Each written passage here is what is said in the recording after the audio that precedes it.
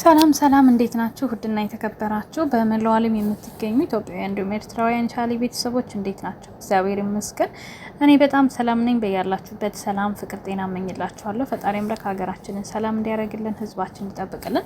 ሁላችንም በየሃይማኖታችን እንጸልይ እያልኩኝ ይሄ ቪዲዮ ጀምሩ እንደተለመደው ላይክ፣ ሼር፣ ሰብስክራይብ በማድረግ ሰብስክራይብ ስታደርጉ ደወል ምልክቱን በመጫን ቤተሰብ ትሆኑ ዘንድ በአክብሮት እየጋበዝኩኝ ለመላው የክርስትና እምነት ተከታዮች በሙሉ እንኳን ለሆሳዕና በዓል በሰላም አደረሳችሁ። ዘግይቼም ቢሆን ጠዋትን ብያችሁ በእርግጥ ከኋላ ላይ ስለሆነ ነው። እንዲሁም ደግሞ ህማማትን በሰላም ፈጽመን ለበዓለ ትንሳኤው እንዲያደርሰን እመኛለሁ። መቼም እኔ እንኳን አልጾምኩም፣ መድኃኒዓለም ይቅር ይበለኝ ለንስሐ ሞት ያብቃኝ ማለት ነውና ውዶችዬ፣ እንግዲህ እዚህ ጋር እንደምታዩት አጅማን የሚባል አካባቢ ዛሬ የእሳት አደጋ ተነስቶ እንደነበረ በኤፍቢም እያየው ነበር። አንዳንድ ጓደኞችንም ለመጠየቅ ሞክሬያለሁና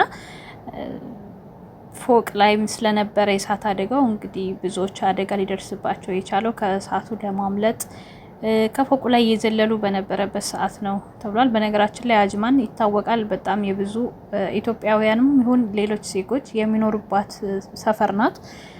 ለስራም ለምንም ለሁሉ ነገር ምቹ የሆነ ቦታ ስለሆነ በጣም ብዙ ሰው እዛ ቦታ ላይ ይሰፍራል፣ የተለያየ ሀገር ዜጋ ማለት ነውና በተለይ የባህል ልብሶች ንግድ የሚባሉት በሙሉ የምታገኙት እዛ ቦታ ላይ ነውና ብዙ ኢትዮጵያኖች ነበሩ። እንግዲህ እግዚአብሔር ይመስገን እንግዲህ አንድ 4 ሰዎች ህይወታቸው እንዳለፈ ነው የተሰማው።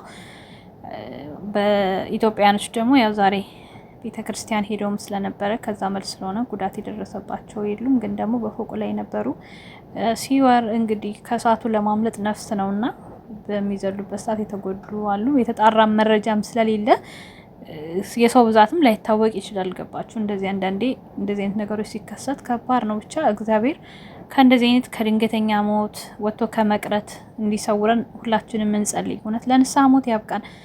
ሁላችንም በየራሳችን የራሳችን በደል፣ የራሳችን ጥፋት፣ የራሳችን ክፋት ይዘን ነው የምንኖረው። እኔ ንጹህ ነኝ የሚል ሰው የለም መቼም በዚህ ምድር ላይ ማለት ነው። ግን ደግሞ በመድኃኒዓለም በቃ በቸርነቱ ይዞን ነው እዚች ምድር ላይ እየኖርን ያለ ነውና አንዳንዴ ከባድ ነው። በቃ የሆነ ቆም ብላችሁ ራሳችሁን ስታስቡ ምን ላይ እንዳላችሁ ራሳችሁን ስትጠይቁት በቃ ምንም እንዳልሆናችሁ በዚህ ምድር ላይ ምንም ጥሩ ነገር እንዳልሰራችሁ ይሰማችኋል። የእውነት ራሴን አንዳንዴ ታስበው እኔ በነገራችን ላይ ወደም አላስበው ጭንቀት ወደም አላስበው ነገር ነው የምገባው። ራሴን አለማሰቡ ይሻለኛልና ሰው ሆነን ብዙ ነገሮች እናጠፋለን፣ ብዙ ነገሮች እንበድላለን። ግን ደግሞ የሰው ልጅ ድንገት ወጥቶም ይቀራል። እንደምታዩት እንግዲህ ሸክላ ነን፣ ተሰባሪዎች ነን።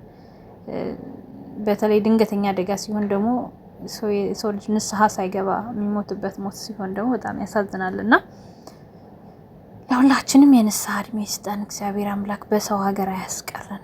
ምንም ብንጣላ፣ ምንም ብንናጭ፣ ምንም ክፉ በጎ ብንነጋገርም እንኳን ማንም የማንን ክፉ ይመኛል ብዬ አላስብም። እኔ ለሰው ልጅ ክፉ አልመኝም። ባገኘሁት አጋጣሚ ክፉ ልነጋገር እችላለሁ፣ ሰው እስከሆንኩኝ ድረስ ማለት ነው። በተለይ ያው ዩቲዩብ ሚዲያ ተጠቃሚ የሆነ ሰው ክፉንም በጎንም ያያልና ያን ያህል ክፋት ኖሮን ሳይሆን አንዳንዴ ሰው በራሱ ሰዓት ራሱ ተናግሮ የሚያናግራችሁ ሰው ይኖራል ምናምንና ብዙ ትነጋገራላችሁ፣ ብዙ ትባባላላችሁ። ግን ደግሞ ሰው ነኝና ሰው ነንና ምንም ብንነጋገርም እንኳን ማንም ለማንም ክፉ አይመኝም ማለት ነው። እና ፈጣሪ ወጥቶ ከመቅረት ይሰውረን። በህይወት ያላችሁትንም እግዚአብሔር ይጠብቃችሁ፣ የተጎዳችሁትንም ምህረቱን ይላክላችሁ፣ የሞቱንም ነፍሳቸውን ይማርልን። በሌላ ቪዲዮ እስከምንገናኝ ወዳችኋለሁ። መልካም ጊዜ። ቻው ቻው።